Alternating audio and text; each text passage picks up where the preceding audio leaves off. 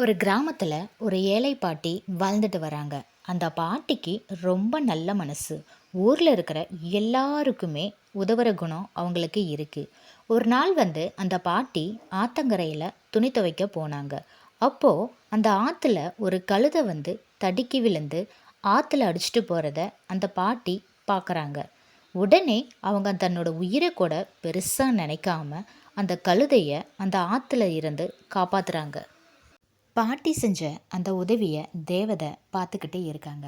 அந்த பாட்டியோட நல்ல மனசை பாராட்டி அந்த பாட்டிக்கு ஒரு தங்க பொற்கிளியை பரிசாக அந்த பாட்டிக்கு கொடுக்குறாங்க. அதுவும் ஒரு தங்க பணப்பையில் போட்டு பணமுடி போட கொடுக்குறாங்க. அந்த பாட்டிக்கு ரொம்ப சந்தோஷமாக போச்சு. தேவதையை பார்த்ததில் அவங்களுக்கு ரொம்ப சந்தோஷம். இதை பார்த்த எதிர்த்து வீட்டு பாட்டிக்கும் ஆசை வந்துருச்சு. நமக்கும் இந்த பொருட்களை கிடைக்கணுங்கிறதுக்காக ஒரு திட்டம் தீட்டினாங்க.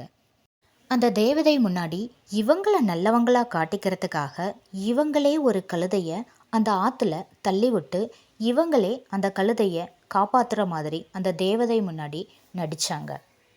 ஆனால் அந்த தேவதைக்கு இந்த பாட்டியோட தந்திரம் புரிஞ்சு போச்சு.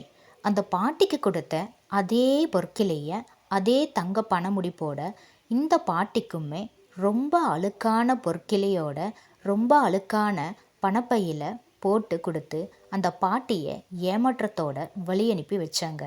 அந்த பாட்டிக்கு அதை பார்த்ததுமே ரொம்ப வியப்பாக போயிருச்சு. பேராசை எண்ணத்தோட வந்த விளைவு தான் இதுக்கு காரணம் அப்படின்ட்டு நினச்சாங்க. அதனால தான் நமக்கு இந்த தேவதை இந்த மாதிரி பரிசை கொடுத்துட்டாங்க அப்படின்ட்டு அவங்க ரொம்பவே வருத்தப்பட்டாங்க.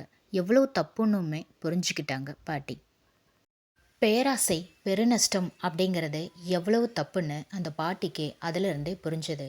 அதிகம் ஆசைப்படுறதோட மட்டும் இல்லாமல் நாம் ஒருத்தரை நம்ப வச்சு ஏமாத்துறது எவ்வளவு தப்புன்னு நம்ம இந்த கதையிலிருந்து நல்லாவே தெரிஞ்சுக்கிட்டோம். நாம் மற்றவங்களுக்காக ஒரு உதவி செய்ய முன்னோக்கி போகும்போது அவங்க கிட்டேருந்து எந்த எதிர்பார்ப்புமே பிரதிபலனையுமே எதிர்பார்க்காம நல்ல மனசோட அவங்களுக்கு உதவி செஞ்சோம்னா கண்டிப்பாக அந்த கடவுள் நமக்கு ஏதாவது ஒரு வகையில் நல்ல வாய்ப்பை உருவாக்கி தர கண்டிப்பாக கடவுள் யாராவது ஒரு ரூபத்தில் நம்மக்கிட்ட அனுப்பி வைப்பார். நம்ம மற்றவங்களுக்கு செய்கிற உதவி அவங்களுக்கு போய் சேருற பலனாக இருக்கணுமே தவிர நாம் எதிர்பார்க்கக்கூடிய பலனாக கண்டிப்பாக இருக்கவே கூடாது. கடமையை செய், பலனை எதிர்பார்க்காதே. நன்றி.